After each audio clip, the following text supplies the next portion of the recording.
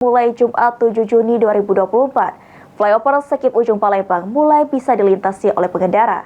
PJ Gubernur Sumatera Selatan Agus Fatoni berharap jalur flyover sepanjang 660 meter ini dapat mengurangi kemacetan.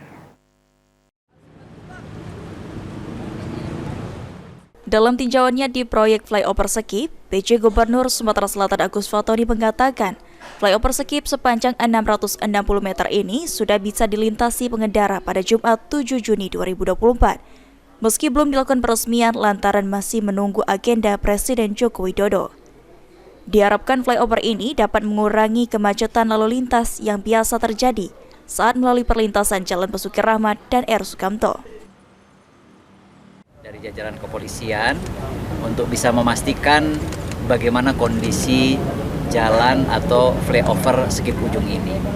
Sekip Ujung ini dibangun 2 tahun yang lalu, bulan April 2 tahun yang lalu, dan selesai pada tanggal 29 April tahun ini. Nah, agar ini bisa bermanfaat, agar ini bisa berguna, dan bisa dinikmati oleh masyarakat, maka besok pada tanggal 7 Juni 2024, jalan ini sudah bisa digunakan oleh masyarakat. Jadi sudah di open traffic, masyarakat sudah bisa memanfaatkan, dan panjang jembatan ini, flyover ini sepanjang 660, menghubungkan Jalan Sukamto dan Jalan Basuki Rahmat.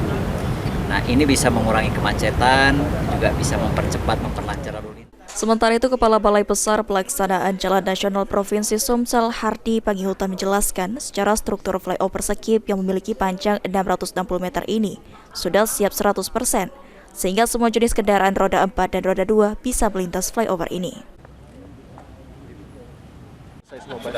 Ini nanti besok itu Pak, kendaraan yang bisa melintasi semua jenis kendaraan atau gimana Pak? Semua jenis kendaraan yang diperbolehkan berdasarkan ketentuan lalu lintas. Nanti kalau sudah diresmikan, perawatannya ke balai atau masih ke balai? Ke balai.